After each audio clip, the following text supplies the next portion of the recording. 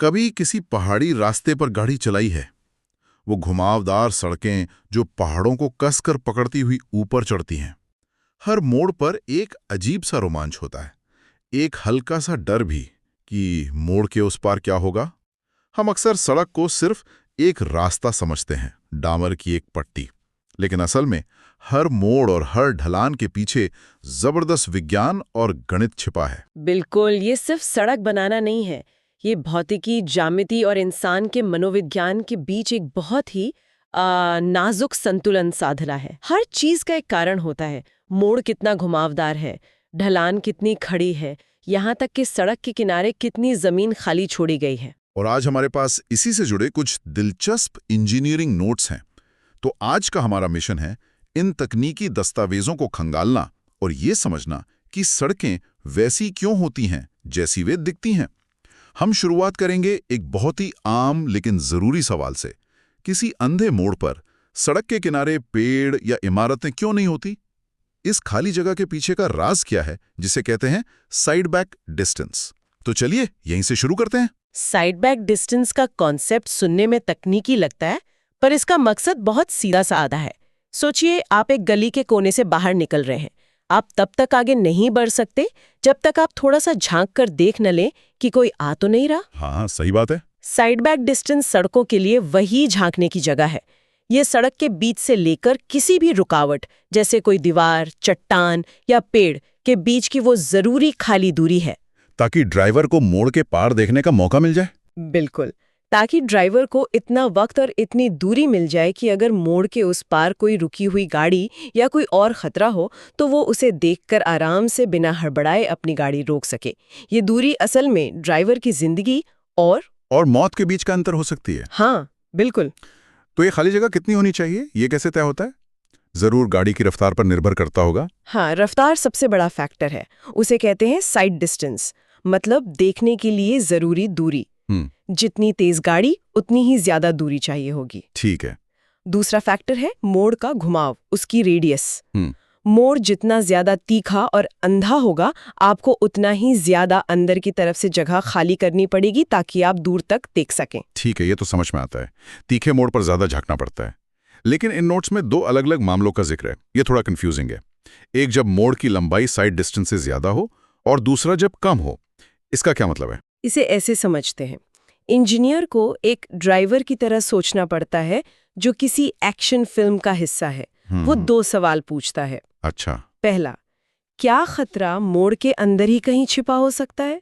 अगर मोड़ लंबा है और आपको 80 मीटर दूर तक देखना है और वो 80 मीटर की दूरी मोड़ के अंदर ही पूरी हो जाती है, तो ये पहला मामला है। ओके। यहाँ का गणित सीधा है। मोड़ जितना तीखा उतनी ज्यादा जगह साफ करो। और दूसरा मामला? दूसरा मामला तब है जब मोड़ छोटा सा है, बस हल्का सा घुमाओ, लेकिन आपको अभी भी 80 मीटर दूर तक देखना है। हाँ। तो अब क्या होगा? नजर मोड़ के पार जाएगी। बिल्कुल, आपकी नजर मोड़ को पार करके आगे की सीधी सड़क पर जाएगी। खतरा अब सिर्फ मोड़ पर नहीं, बल्कि मोड़ के बाद सीधी सड़क पर भी हो सकता है। ओहो। ये एक पूरी तरह से अलग ज्यामितीय पहेली बन जाती है। इंजीनियर को अब मोड़ के अंदर की जगह के साथ साथ सीधी सड़क के किनारे की जगह का भी हिसाब लगाना पड़ता है। लक्ष्य हमेशा एक ही रहता है, ड्राइवर के लिए कोई सरप्राइज नहीं होना चाहिए। एक और दिलचस्प बात सामने आती है। इन नोट्स में साफ लिखा है कि मोड़ की लंबाई और गाड़ी की स्टॉपिंग डिस्टेंस यानी रुकने की दूरी, ये दो बिल्कुल अलग अलग चीजें हैं। एक मिनट, ये दोनों अलग कैसे हैं? मुझे लगा था ये एक ही बात होगी। नहीं, इसे ऐसे सोचिए, सड़क का मोड़ खेल का मैदान है। ठीक है। और आपकी गाड़ी की स्टॉपिंग डिस्टेंस आपकी ब्रेकिंग पावर है। खेल का मैदान छोटा भी हो सकता है और बड़ा भी, और आपकी गाड़ी के ब्रेक अच्छे भी हो सकते हैं और खराब भी। इंजीनियर को हर तरह के मैदान को एक औसत ब्रेकिंग पावर वाली गाड़ी के लिए सुरक्षित बनाना होता है। हो सकता है एक मोड़ सिर्फ 50 मीटर लंबा हो, लेकिन उस सड़क पर चलने वाली गाड़ी को रुकने के लिए 90 मीटर चाहिए। तो डिजाइनर को ये पक्का करना होगा कि ड्राइवर उस 50 मीटर के मोड़ से ही आगे के 40 मीटर साफ साफ देख सके। अच्छा, तो सड़क के किनारे की सुरक्षा ज्यामिति और नजर के खेल पर टिकी है। लेकिन जब हम उस मोड़ से गुजर रहे होते हैं तो गाड़ी के साथ असल में क्या हो रहा होता है? मैंने महसूस किया है कि तीखे मोड़ पर गाड़ी अपने आप थोड़ी धीमी हो जाती है, भले ही मैं ब्रेक ना लगाऊं। ये कौन सी अदृश्य शक्ति है? ये एक बहुत बढ़िया ऑब्जर्वेशन है और ये हमें हमारे अगले टॉपिक पर लाता है, कर्व रेजिस्टेंस या मोड़ का प्रतिरोध। ये एक असली ताकत है जो आपकी गाड़ी को मोड़ पर धीमा करती है। इसके पीछे की भौतिकी बहुत दिलचस्प है, खासकर उन गाड़ियों में जिनमें इंजन की ताकत सिर्फ पिछले पहियों को मिलती है, यानी रियर व्हील ड्राइव कारें। जो हमारी ज्यादातर आम गाड़ियां होती हैं। हाँ, तो होता ये है कि इंजन पिछले पहियों को घुमाकर गाड़ी को सीधा आगे धकेलता है, लेकिन जब आप स्टीयरिंग व्हील घुमाते हैं तो अगले पहिए एक कोण पर मुड़ जाते हैं। स्थान में इंजन की कुछ ताकत बर्बाद हो जाती है। वो ताकत न तो गाड़ी को सीधा ले जाने में पूरी तरह काम आ रही है, न ही मोड़ने में। ऊर्जा का यही नुकसान कर्व रेजिस्टेंस कहलाता है। वाह, एक मिनट, तो क्या इसका मतलब यह है कि यही वजह है कि 4x4 या 4 व्हील ड्राइव गाड़ियां पहाड़ों पर इतनी बेहतर महसूस होती हैं? मुझे हमेशा लगता था कि ये सिर्फ बर्फ या कीचड़ में बेहतर पकड़ के लिए होता है। आपने बिल्कुल सही पकड़ा। ये एक जबरदस्त आहा मोमेंट है। ज्यादातर लोग यही सोचते हैं कि 4x4 का फायदा सिर्फ फिसलन वाली सतह पर होता है, लेकिन एक सूखी पहाड़ी सड़क पर भी एक 4x4 गाड़ी को बहुत बड़ा फायदा मिलता है, क्योंकि उसमें इंजन चारों पहियों को ताकत दे रहा होता है। अच्छा, तो जब अगले पहिए मुड़ते हैं तब भी उन्हें इंजन से सीधा धक्का मिल रहा होता है। वो ऊर्जा का नुकसान या तो होता ही नहीं या बहुत कम होता है। तो एक सामान्य कार का इंजन पहाड़ी मोड़ पर दोहरा संघर्ष कर रहा होता है। बिल्कुल, उसे एक तो गुरुत्वाकर्षण के खिंचाव के खिलाफ गाड़ी को ऊपर खींचना है और साथ ही इस कर्व रेजिस्टेंस से भी लड़ना है जो उसकी ताकत को चूस रहा है। इसीलिए कभी-कभी तीखे पहाड़ी मोड़ पर सामान्य कारों को ऐसा लगता है जैसे उनका दम घुट रहा है, जबकि एक 4x4 गाड़ी उसी मोड़ को आसानी से पार कर जाती है। ये सिर्फ पकड़ का नहीं, बल्कि ताकत के सही इस्तेमाल का भी खेल है। ये तो गाड़ियों के प्रदर्शन को देखने का मेरा नजरिया ही बदल देगा। चलिए अब सड़क के एक और आयाम की बात करते हैं। हमने मोड़ों की बात की, यानी दाएं बाएं की, अब ऊपर नीचे की बात करते हैं, सड़कों की चढ़ाई और उतराई। तकनीकी भाषा में इसे वर्टिकल अलाइनमेंट कहते हैं। मैं हमेशा सोचता था कि ये ढलानें बस पहाड़ के प्राकृतिक आकार के हिसाब से बना दी जाती होंगी, पर ऐसा नहीं है ना? बिल्कुल नहीं। आदर्श स्थिति में तो हम यही चाहेंगे कि सड़क जमीन के साथ साथ चले। इससे खुदाई और भराई का खर्चा बचता है। लेकिन असल में सड़क की चढ़ाई उतराई का असर हर चीज पर पड़ता है। गाड़ी की रफ्तार, उसका माइलेज, ड्राइवर की सुरक्षा और यहाँ तक कि उसके आराम पर भी।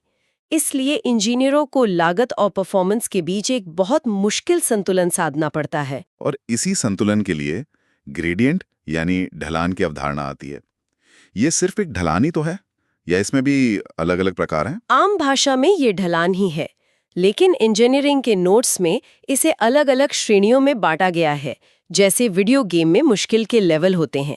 हर लेवल का एक खास मकसद होता है। मुश्किल के लेवल?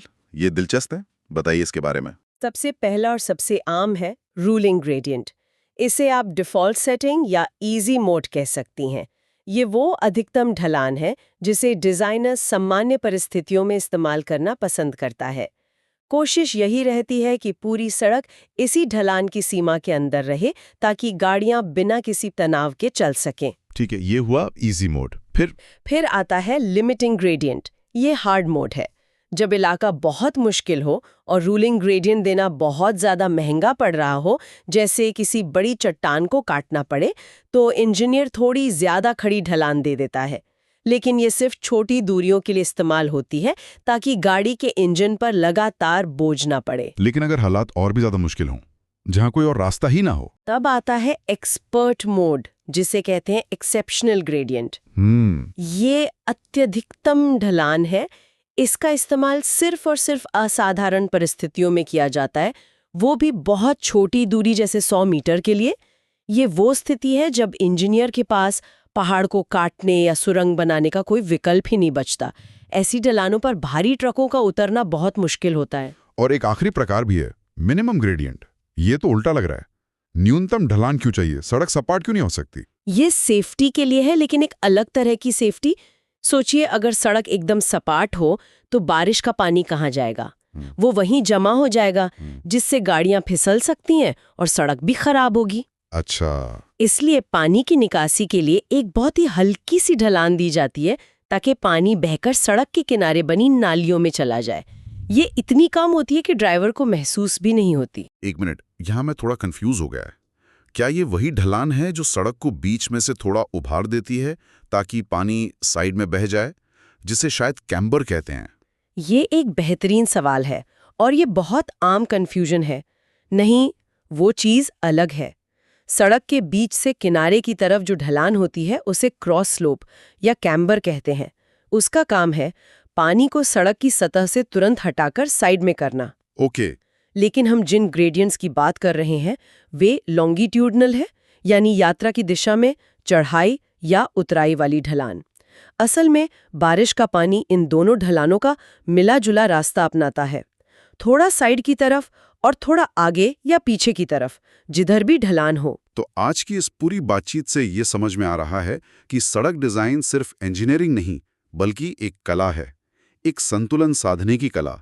साइड बैक डिस्टेंस में ज्यामिति और ड्राइवर के मनोविज्ञान का संतुलन है ताकि हम मोड़ों पर सुरक्षित रह सकें। सही। कर्व रेजिस्टेंस में गाड़ी की भौतिकी और इंजन की शक्ति का संतुलन, जो यह बताता है कि कुछ गाड़ियां पहाड़ी रास्तों की रानी क्यों होती हैं। और ग्रेडियंट्स में लागत, सुरक्षा और गाड़ी के परफॉर्मेंस का संतुलन है। ये सिर्फ पहाड़ियां नहीं हैं, बल्कि सोची समझी ढलानों की श्रेणियां हैं। इजी मोड से लेकर एक्सपर्ट मोड तक, हर एक के पीछे एक ठोस वजह है। और अंत में ये हमें एक बड़े और विचार करने वाले सवाल पर लाकर छोड़ता है। ये सारे इंजीनियरिंग नोट्स हमें यह बताते हैं कि सुरक्षा के लिए न्यूनतम जरूरी खाली जगह और अधिकतम स्वीकार्य ढलान की गणना कैसे की जाए, यानी सेफ्टी की निचली सीमा क्या है। ये एक सवाल खड़ा करता है, असली दुनिया में जहां बजट और समय की कमी होती है, क्या आर्थिक दबाव डिजाइनरों को इन न्यूनतम सुरक्षा सीमाओं के बहुत करीब धकेल देता है? मतलब क्या हमारी सड़कें सिर्फ पासिंग मार्क्स लेकर बन रही हैं या उनमें सुरक्षा का एक आरामदायक मार्जिन भी छोड़ा जा रहा है? और जब हम उन पर गाड़ी चला रहे होते हैं तो हमारे और एक हादसे के बीच असल में कितना फासला होता है? और जब हम उन पर गाड़ी चला रहे होते हैं तो हमारे और एक हादसे के बीच असल में कितना फासला होता है?